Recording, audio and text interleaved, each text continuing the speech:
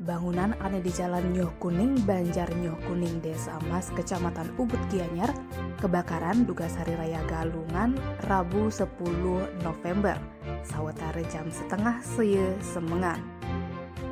Da dua bangunan ane linggahnya 3 kali 6 meter entu kebakaran.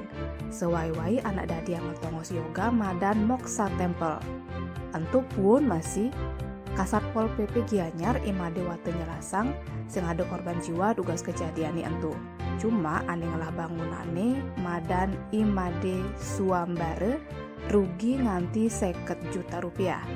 Kanti jani anu selidikine teken polisine apa ane ngeranang kebakaran pas galungan entu.